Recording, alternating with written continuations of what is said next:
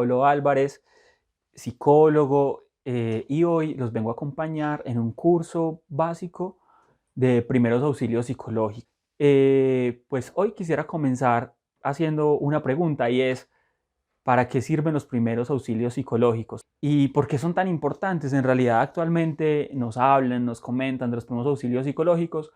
Entonces yo quisiera comenzar diciendo que sirven para disminuir la probabilidad de ocurrencia de un trastorno mental posterior. Entonces, bueno, yo quiero que empecemos a orientar este curso para ustedes como profesores y estudiantes qué pueden hacer o qué signos de alarma pueden encontrar en una persona cuando de alguna forma su conducta cambia drásticamente y no sabemos por qué. La idea es que nos vamos empapando durante el curso de qué podemos hacer. Yo quiero que lo manejemos en diferentes sesiones. Considero que en esta podemos contextualizarnos sobre algunos asuntos importantes, sobre el estrés, la ansiedad, la angustia, cuáles son sus diferencias y en otro curso posterior conversemos sobre qué técnicas de intervención existen, cómo logramos hacer este tipo de intervenciones y bueno, lo ideal es que también realicemos algunas lecturas que se van a enviar para el curso y esto nos complementa quizás lo que yo no logré decirles en este corto espacio. Entonces, el primer punto creo que es importante mencionarlo y es, bueno, hay situaciones de la vida que nos generan estrés, ¿cierto? Puede ser el aula de clase, puede ser una situación familiar que nos desborde, un conflicto con nuestra pareja, incluso la vida cotidiana está llena de situaciones complejas que debemos de sortear de cualquier manera y poner en juego nuestros mecanismos de afrontamiento. Entonces, esos momentos críticos de la vida nos pueden causar desviaciones de la conducta normal o simplemente ser superados de la mejor manera con nuestros mecanismos de afrontamiento más básicos. Entonces, digamos que la mayoría de las personas en todo momento están conversando y diciendo, bueno, me siento estresado, el estrés me ha generado esto, el estrés me ha generado lo otro, pero ¿y entonces qué es el estrés? El estrés nos permea. Yo quisiera comenzar definiendo el estrés como una reacción normal ante un suceso ambiental displacentero, ¿sí? Y eso en general es el estrés. El estrés no es patológico. Hay una vicisitud del estrés que nosotros llamamos distrés y es el estrés patológico. Ahora sí, este nos causa enfermedades somáticas, enfermedades psíquicas y un deterioro gigantesco a lo largo de la vida. Incluso pues podría hablar de otros síndromes que se desprenden como el burnout en los trabajadores, ¿cierto? Que sería el síndrome del quemado y bueno, y otra cantidad. La gastritis puede tener una gran relación, hay enfermedades psicosomáticas. Otro momento que quisiera como conceptualizar aquí es la ansiedad y la depresión, que son como las dos categorías más grandes en la que nuestros adolescentes se logran catalogar, incluso se inscriben allí y dicen, bueno, es que yo estoy ansioso, bueno, es que yo estoy deprimido. Entonces, para hablar de la ansiedad hay que entender que es un cuadro clínico al igual que la depresión. No son momentos de angustia o no son momentos de tristeza pasajeros, no, son cuadros clínicos que se mantienen en el tiempo y nos desgastan la vida social, afectiva, laboral, todo. Entonces la ansiedad es una sensación constante, permanente de no hallarse en un lugar, ¿cierto? De no encontrarse cómodo. Entonces está acompañado de unas reacciones fisiológicas muy interesantes que son fácilmente observables. Sudoración en las manos, taquicardia. Incluso pueden existir unos brotes de verborrea que son palabras continuas sin ningún sentido en los adolescentes, en los adultos y también pueden ser generadas por situaciones muy fuertes de estrés sin ser un cuadro ansioso o un cuadro clínico de ansiedad, sino un episodio de ansiedad muy distintos. Ahora, la depresión no es solo tristeza, ojo, nuestros adolescentes, nuestros estudiantes se catalogan en depresión cuando simplemente sienten tristeza o se sienten incómodos por X o Y circunstancia, incluso antes de un parcial podrían ya estar experimentando ciertos síntomas y autodiagnosticarse, pero no, son momentos normales de la vida. ¿Qué generaron estrés? La depresión es un cuadro clínico, causa anedonia, causa un estado de tristeza constante en el tiempo, pero no en 2 o 3 días, sino en una cantidad de días. Estamos hablando de más de 8 días, un estado totalmente bajo del ánimo, inapetencia, pérdida del apetito sexual y otra cantidad de síntomas que se suman y ya son un cuadro clínico que deben ser intervenidos por profesionales del área, es decir, psicólogos y psiquiatras si necesita medicación y otro tipo de intervenciones. Bueno, hay características, como les decía, socioambientales que pueden generarnos una cantidad de desazones a nosotros como seres humanos. Por ejemplo, llegar tarde a clase, por ejemplo, un desastre, no sé si recuerdan hace unos años el desastre que hubo en Cervantes, u otros desastres pues naturales o incluso generados por el hombre como la guerra que también causan alteraciones. Entonces, bueno, en estas situaciones de estrés, yo creo que todos, absolutamente todos, jugamos un papel importante en la contención de esta sintomatología y en los primeros auxilios psicológicos cuando se presente X o Y emergencia psicoafectiva en las personas. Entonces, por ejemplo, hablemos de la familia. ¿Qué papel juega la familia? ¿Cuáles son los factores protectores y los factores de riesgo en la familia que pueden incidir a que un adolescente de alguna manera o un adulto empiece a presentar X o Y sintomatología ansiosa o a presentar en general una crisis? Sea la crisis como se presente, con angustia, con irritabilidad, con inapetencia, bueno, porque se pueden manifestar de demasiadas formas. Sabemos que la familia en sí es un factor protector porque es quien acompaña, pero también puede ser un factor de riesgo porque puede impulsar la crisis. Y muchas veces lo hemos encontrado que las mismas familias son aquellas que detonan la crisis. ¿Por qué? Por ejemplo, tenemos un adolescente que viene a donde nosotros, nos comenta X o Y situación y la reacción inmediata del padre es el juzgamiento o de la madre o en general de la familia. ¿Usted por qué hizo eso? ¿Usted por qué lo otro? Sin hacer el ejercicio de contención emocional, del cual luego vamos a hablar, de qué es la contención, cómo se hace, pero en general es eso. Entonces va a detonar más la situación. Entonces es una situación de angustia constante que además es inmanejable para el adolescente y se detonaría la crisis. ¿Qué deberíamos hacer? Escuchar activamente. Bueno, ven, ¿qué te pasó? ¿Cómo puedo ayudarte? Cuestionar, pero cuestionar amablemente, no cuestionar para juzgar, ¿sí? Entonces la familia puede ser o un factor de riesgo importante o un factor protector importante. Listo, la idea es que la familia sea un factor de generatividad para el adolescente, de generar mecanismos adaptativos y de generar recursos internos para el adolescente. Incluso se generan desde los primeros momentos de la vida, desde la crianza ya vamos generando mecanismos de afrontamiento en nuestros hijos. Por ejemplo, una de las situaciones que nos permea a todos es el inicio del consumo temprano de drogas, ¿sí? Y algunas investigaciones asocian incluso que se debe a esto, a que la familia ha impulsado al adolescente a ser un síntoma familiar. Se los digo en este sentido como un chivo expiatorio, y es él quien debe asumir los síntomas familiares y termina el consumo, termina pues en una cantidad de líos que de alguna manera si hubiésemos sido un factor protector para el chico quizás no hubiese caído pues en estas problemáticas que les cuento. Bueno, entonces me voy a detener en este momento en lo que llamamos una ideación autodestructiva, esto que son las ideaciones más recurrentes en adolescentes, adultos y adultos mayores. Cuando me refiero a ideación autodestructiva es me quiero matar, quiero acabar con mi vida. Uno se pregunta, bueno, ¿y cómo identificar esto? ¿Qué hago? ¿Qué tengo que ver en él para saber si hay una ideación autodestructiva?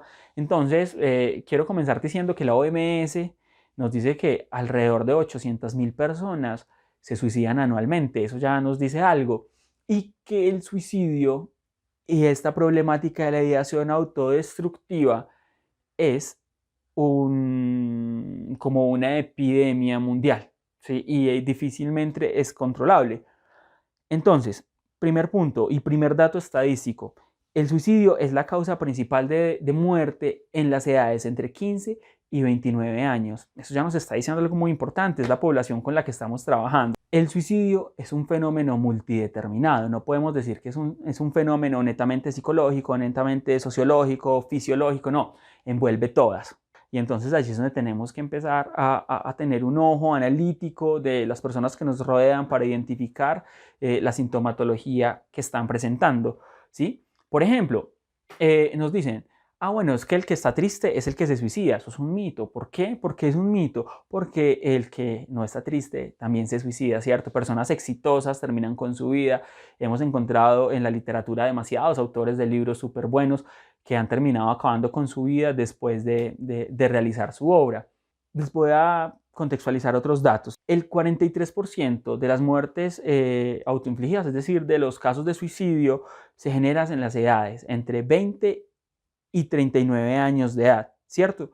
Por ejemplo, otro dato que es muy importante es que si bien las mujeres realizan más actos a atentar contra su propia vida, son más los hombres quienes mueren, ¿cierto? Entonces es la mujer quien más lo hace, pero quien en realidad tiene los métodos más certeros es el hombre. Ese es un dato súper importante que tenemos que tener en cuenta. Entonces, en el año 2018, entre los 20 y los 24 años, murieron el 14,5% de adolescentes y adultos. Estamos hablando pues de que entonces el suicidio sí es una problemática social bien interesante y que nosotros debemos estar súper alertas para poder contrarrestar este fenómeno de alguna manera. En nuestra sociedad hay demasiados mitos que impiden en realidad darle un adecuado abordaje a una ideación o incluso ya a un acto de un adolescente, un adulto, un muchacho intentando autoagredirse o hacerse daño. Entonces vamos a trabajar algunos mitos sobre el suicidio. La idea de trabajar estos mitos sobre el suicidio es que reorganicemos nuestras ideas, nuestra cognición en relación con el suicidio, porque claro, estos mitos se han ido acentuando y han cogido valor y entonces de alguna manera desvalorizan la importancia de la intervención. ¿Listo? Entonces, el primer punto es, el que se quiere matar no lo dice. ¿Cómo así? Escuchamos a agios populares y no, es que el que se va a matar pues va, lo hace calladito y nada. No, resulta que es todo lo contrario. La mayoría de las personas que han tenido ideación autodestructiva lo manifiestan, lo cuentan, buscando ayuda. ¿Quién en realidad está pensando en hacerse daño o acabar con su vida? No creo que sea acabar con su vida, sino acabar con la manera o la forma en la que está viviendo, porque esa forma le está generando dolor, le está generando malestar. Entonces, ese podría ser un salto de cómo podemos escuchar y de cómo podemos narrar y dejar que narren los acontecimientos. Debe de llamarnos mucho la atención un adolescente que, digamos, era súper participativo en clase y de un momento a otro totalmente retraído, distanciado de sus compañeros, aislado de la sociedad, inapetente. Bueno, algo está pasando, está triste, pero esa tristeza, ¿qué lo puede estar conduciendo? Y si es una tristeza mal manejada, entonces, ¿hacia dónde lo puede llegar? ¿Sí? Otro mito que quiero trabajar es si de verdad se hubiese querido matar, se le hubiese tirado a un tren. No, resulta que las estadísticas que nos entrega medicina legal nos dicen todo lo contrario. El método que más se ha empleado, creo que es el 43%, espero no estar mintiendo, es la asfixia mecánica. Es muy importante tener en cuenta algunos pelados, si ustedes en algún momento pueden hablar con ellos, hacer una pequeña entrevista, entender pues que el trastorno mental con el que más se relaciona el suicidio actualmente es con el trastorno afectivo bipolar, para que tengan ese dato en cuenta. Y lo otro es que, claro, siempre hay unas recaídas y por eso el seguimiento debe ser periódico por psicólogo, por psiquiatra, pero las personas que rodeamos también estamos totalmente llamadas a estar vigilantes, a estar incluso cuidadosos y cuidando a ese pelado, conteniéndolo, preguntándole, diciéndoles. Bueno, entonces lo que acabamos de hablar, en efecto, son algunos mitos sobre el suicidio. Pues como les decía, el suicidio, la ideación autodestructiva, como lo quieran llamar, es un tema súper amplio. Solo les quería dar un esbozo para que vayamos conociendo. Yo les quiero presentar un video, es un video sencillo, un video un poco infantil, pero creo que es importante que lo veamos para que identifiquemos un poco, incluso en el aula, factores de riesgo y factores protectores. Yo creo que esto es tan importante que todos lo tengamos en cuenta, que incluso quienes en ocasiones primero se dan cuenta de lo que está sucediendo con el adolescente o con el adulto no es el papá, no es la mamá, no es su familia, son los profesores, son los amigos. Entonces por eso quiero que lo veamos para que a continuación de ver el video también logremos entonces para el segundo módulo adentrarnos en qué es una intervención en primeros auxilios psicológicos.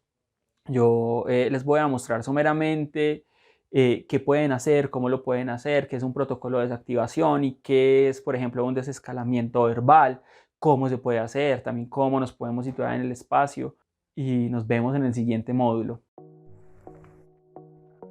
Hola a todos. Hoy hablaremos sobre factores protectores y factores de riesgo.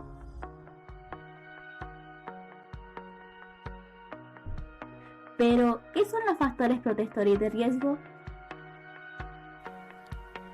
Según Da Rocha, Araujo y Chicago, los factores de riesgo son aquellos eventos, situaciones que son establecidos, los cuales pueden llevar a la aparición de problemas físicos, sociales o psicológicos.